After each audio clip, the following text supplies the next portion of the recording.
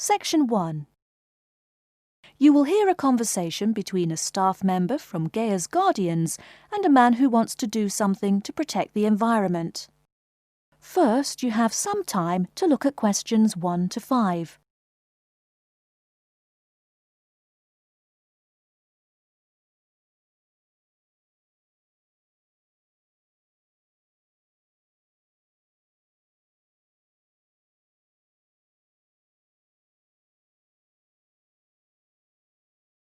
Now we shall begin.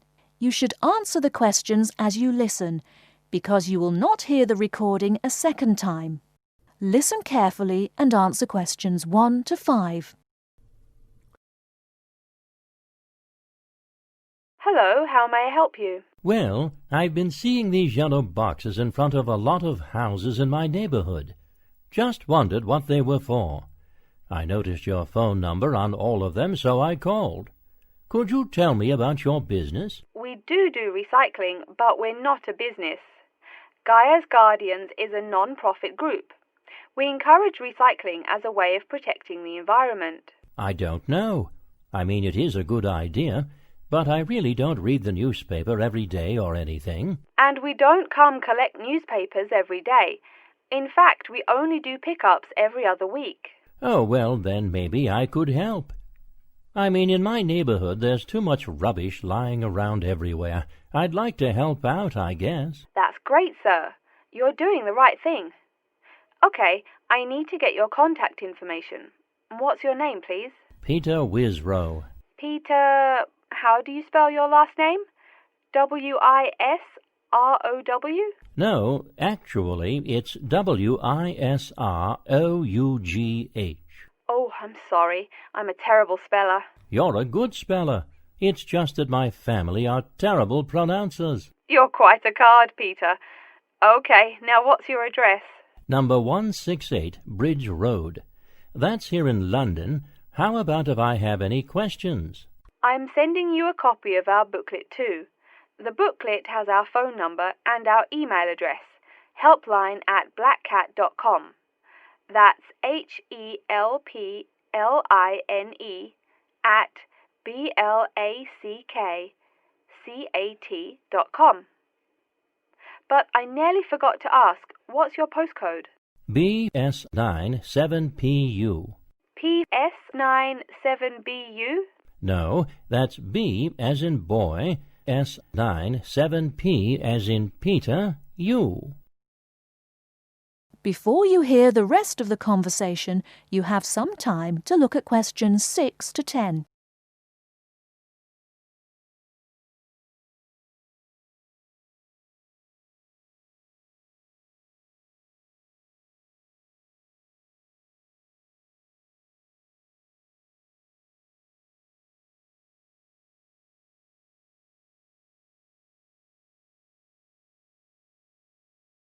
Now listen and answer questions 6 to 10. So I'm guessing those yellow boxes I saw are for recycled newspapers. Yes, that is correct, and it's free of charge. Wow, that's good news. Do you recycle anything besides newspaper? Oh yes, we recycle most everything. Glass, plastic, paper. Oh, so I can put like glass and plastic bottles in the box. Sorry again. Things like that you have to bring to our collection centre. And where is that? Our main centre isn't that far from you. It's actually right on the east side of Central Park. That new blue building? That's the one. Cool. Hey, what's with all those different colored boxes outside that place? Oh, that's for the different materials we recycle. The blue is for metal, the green is for glass and plastics, and the yellow, of course, is for paper. Okay. I'll try and manage to keep all that straight. Oh, no need. They're each labelled. Great. So which one would I put magazines in?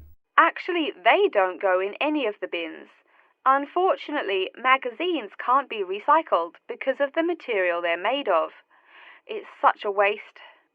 So, would you be interested in volunteering? I'll think about it.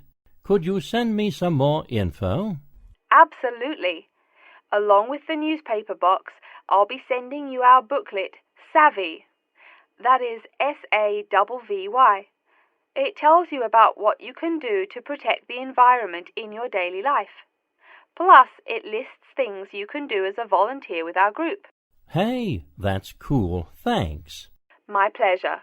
Do you have any other questions or concerns? Nope, that's it. That is the end of Section 1. You now have half a minute to check your answers.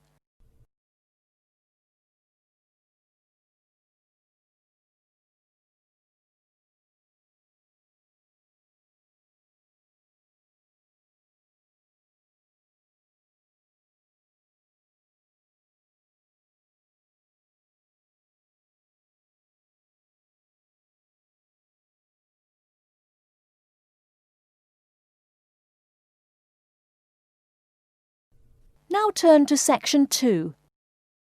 Section 2. You'll hear an introduction about how to make a resume and apply for a job. First, you have some time to look at questions 11 to 17.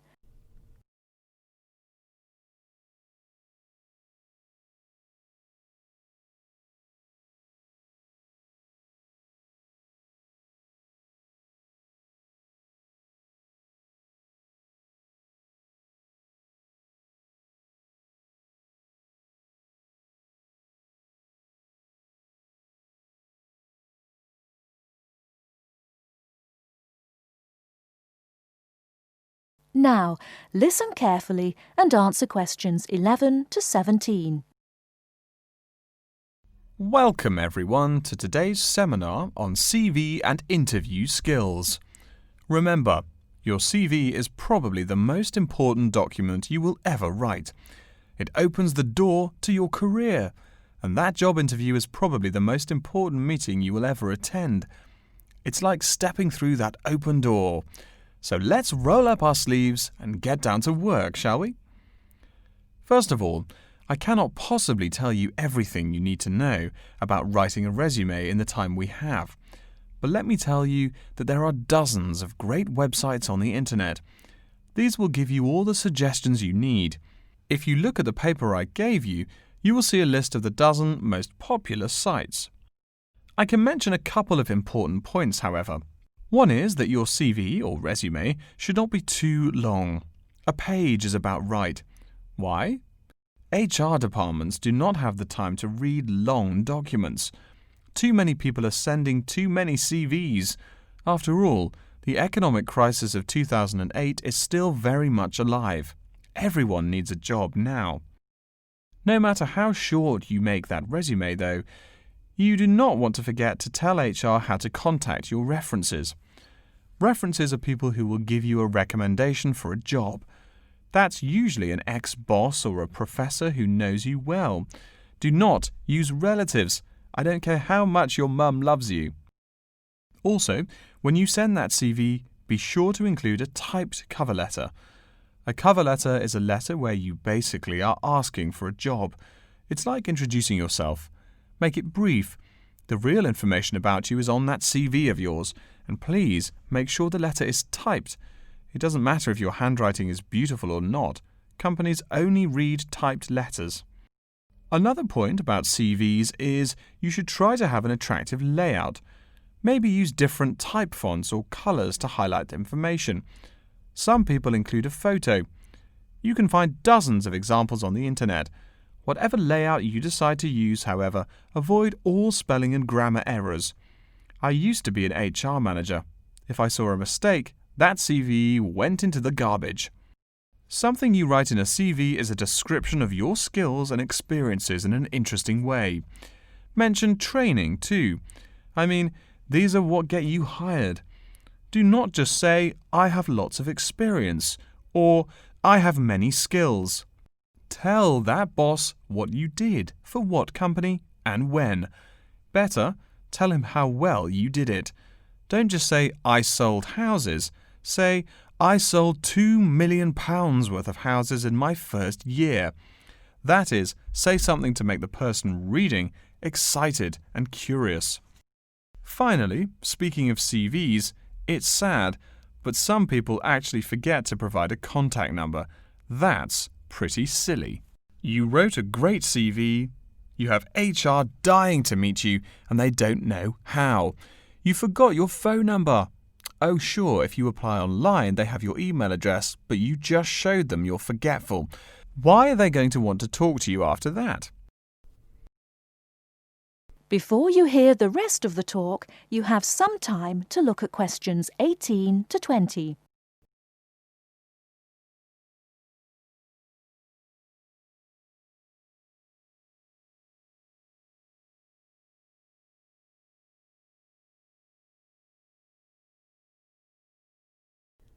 Now listen and answer questions 18 to 20. All right, moving on to the actual interview. I'll go over what you need to know by the end of it and what you can discuss and negotiate on later once it looks like you'll be offered the job. First, there's working hours. It's not that necessary to hammer out the hours off the bat, especially since it's easy to come off as lazy when the first thing you bring up is how much you're going to have to work. You can also find out more about possible promotions later on. It is important, however, to get a feel for how much you'll be paid. You should make sure the salary range is commensurate with what you're worth, and if you're not, you can move on to better opportunities. Being sure you're going to make what you want to live on is much more important than issues like your pension. You're all so young that your pension is not going to matter for quite a long time. You should find out about what skills you must know for the job and what they'll teach you. In addition, if the company will provide training, you should find out how long the training period is and whether it is paid. Beware of any jobs that want you to train for a long time without appropriate compensation. Speaking of compensation, find out about holidays as well. Do you get paid vacation time? Are you allowed to take personal days? Do you have to work on national holidays? Once you work out these main issues, you can move on later to details like the location and expected attire and whatnot. Wow, that's a lot of information. Let's take a break so you can think everything over and ask any questions you may have. Don't hesitate to come and see me if you need any clarification on all this stuff. That is the end of section 2. You now have half a minute to check your answers.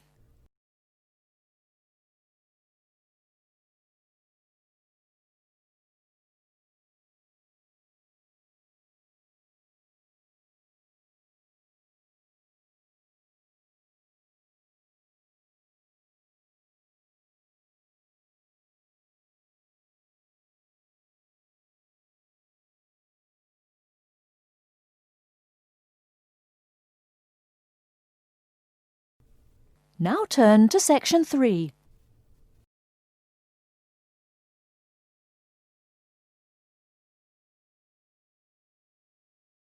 Section 3. You will hear a man called Frank talking to Dr. Lindsay about what he should study if and when he returns for further classes. First, you have some time to look at questions 21 to 25.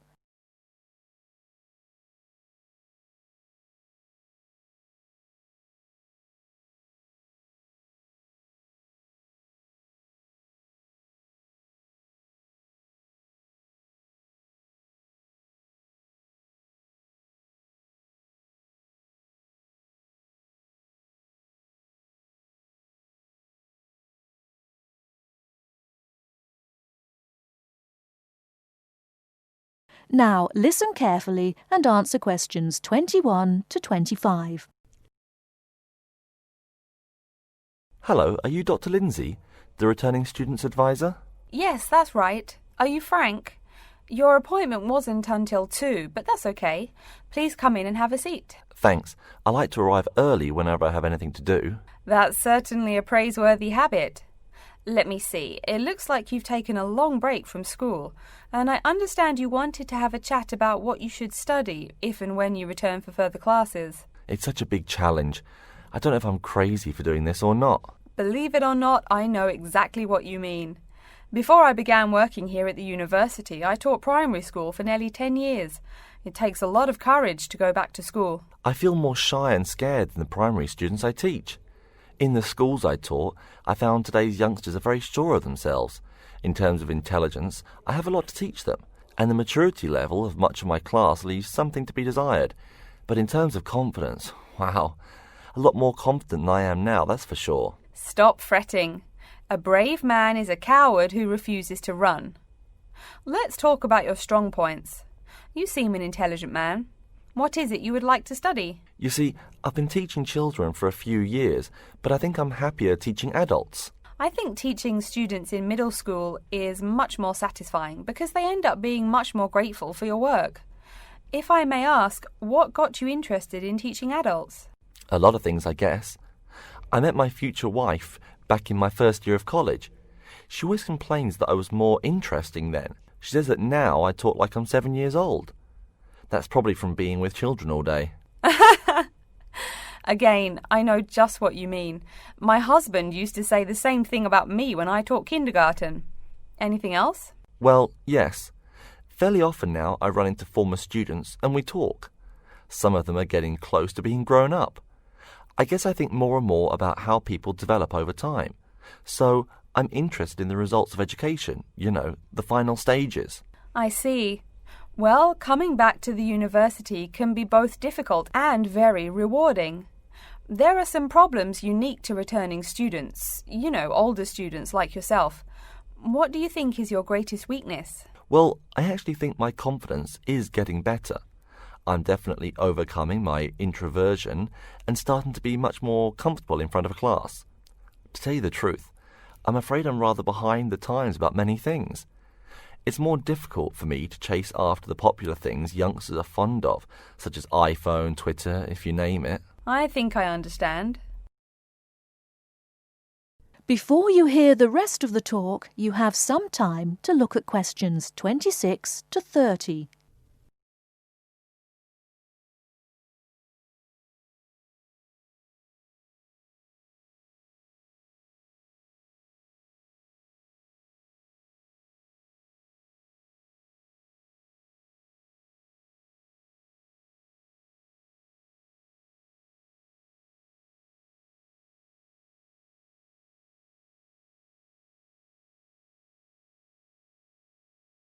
Now listen and answer questions 26 to 30. How old are you, 35? People at your age still go back to school for further education. I was a bit the same way. I didn't study at university till after I had a family, a husband and one child. My point of view was a lot different from your average 18-year-old girls, I can tell you. Gee, that sounds pretty rough. A family and college? Clearly you weren't unsuccessful, though. It was, Frank, it truly was. My first term at school was extremely stressful. But, excuse me, you're not here to listen to my life story. We're talking about your plans. Is there anything unique I should know about you or your past experience or plans? I'm afraid not. There is nothing interesting about my career or plans. It's really not too impressive. Now, I forbid you to talk like that. This is your one life, and if you're not interested, why bother living it? Don't be so humble, Frank. Okay. My wife says I'm a wimp. Let's talk about your dreams a bit. You want to teach adults, you said. What would you like to teach them? Well, when I first came to college, I really liked languages and literature. A lot of people have told me that for practical reasons, it would be more rewarding to choose business management as my major. But I made up my mind to study liberal arts once I got the idea of going back to school. I must say it's refreshing to meet someone who knows there's more to an education than computers and finance. Let's have a look at the university course catalogue. Excuse me, Dr. Lindsay, before we do that, could I maybe ask you some questions about changes in university life? I think I need to discuss that so I know what to expect. Of course, I'm here to help you. The biggest thing to get used to is the change in technology. Professors present things on huge screens, many of which are interactive computerized whiteboards. You can write on them still and use them like a touchscreen. They're really handy. No more sloppy scribbled notes on the projector. Let's see, I doubt you'll be living in student housing, so I won't go into all the improvements there. Another major change that you'll enjoy is the plethora of resources available for students. As a student, you have 24-hour access to the gym and library privileges that include the use of school computers to scan, copy and print, and of course the media library, which contains movies from all genres and most of the movies listed on AFI's top 100 movies of all time. The dining facilities are also not what they used to be. They offer choices for all diets, and you can expect a hot meal any time of day. Wow, things really have changed. I'll be sure to utilise all those great facilities in my time here. Thanks for all your help, Dr. Lindsay. I think that's all the questions I have for now. That is the end of Section 3. You now have half a minute to check your answers.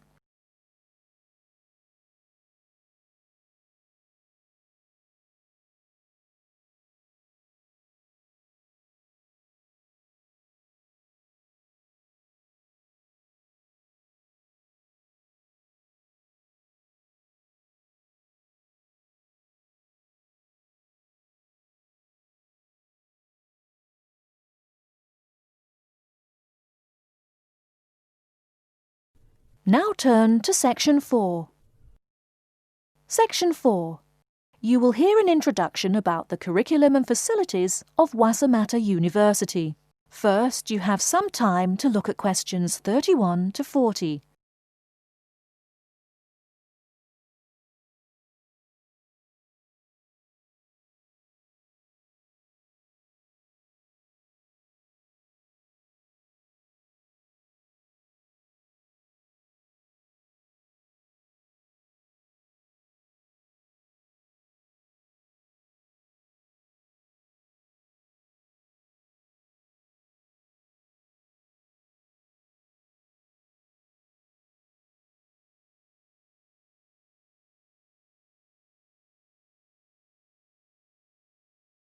Now listen carefully and answer questions 31 to 40. Okay, and welcome back. During the short break we just took, several of you approached me with questions. So before going on with the orientation talk, I'd like to address those queries. As I found, if one person asks a question, probably a dozen others are wondering about the same thing. The first question is whether Wasamata University employs modules technology as an instruction method. The answer is yes, we do. At least that's what the university catalogue says. If some of you don't understand what modules technology is, don't worry. I googled the word but couldn't find it. Apparently, though, it's a method of broadband wireless access. At least that's what an American company's website told me. But again, don't worry. If you need to know something more, your professor can tell you. Another question someone asked me was what tomorrow's workshop on research methods and skills was about. Well, research skills include any method you can imagine for finding and presenting any information you need. That's not just schoolwork either. Writing English, the native language for most of you, and finding a job are also research skills. And yes, those will be addressed in tomorrow's workshop. As you know, Wasamata University is one of this country's premier universities for the study of the dismal science, economics. Some of you, it seems, want to get a jump on their classmates. During the break, half a dozen of you came up and asked me where to find economics tomes. I know it's odd, but this school's library holdings are divided up between two libraries. Economics books are in the old library. If you look out of the window behind me, you can see it. It's the red brick building. Oh, before I forget, you economics types also need a lot of math, am I right? Well, those math books are neither in the old library nor in the new one. They can be found in the math department building. Why am I telling you this? Doesn't the invisible hand guide economists? Maybe it's good you asked. In 2008, that hand shoved most of the world economy off a cliff, didn't it?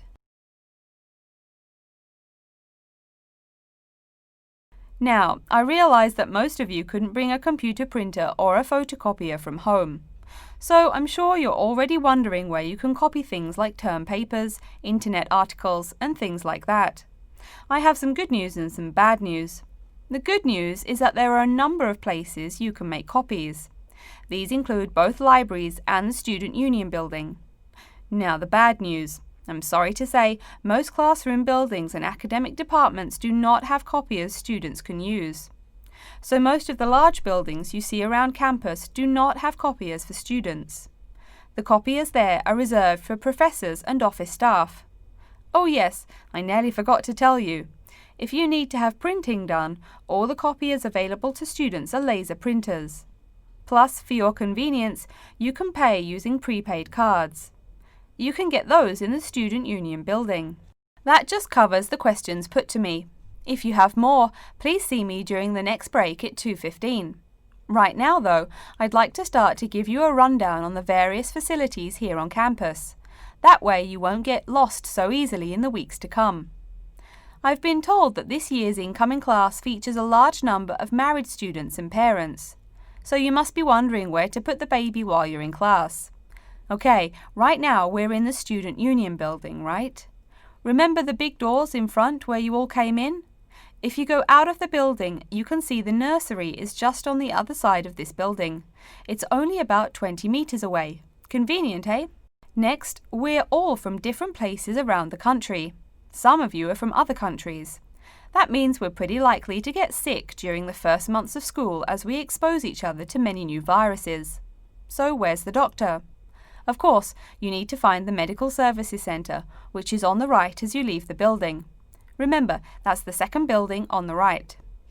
And if you look out of that window, you can see a lot of antenna and satellite dishes on the roof. So that's what we call the Media Centre. Yeah, I know, I think it's confusing too. The Media Centre is next to the Medical Centre.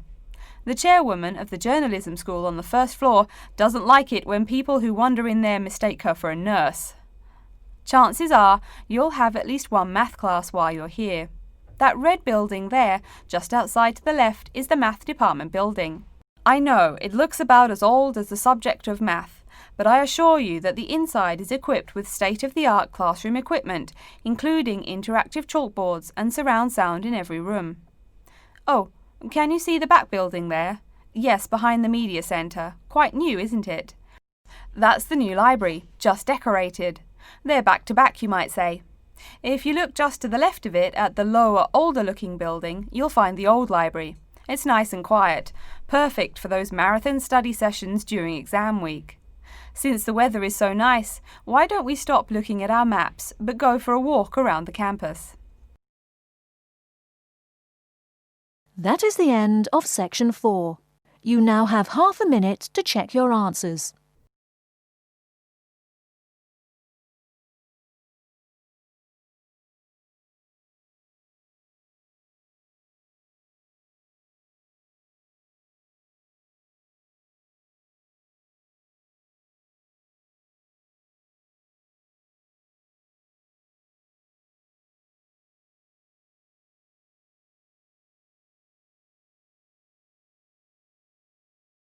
That is the end of the listening test.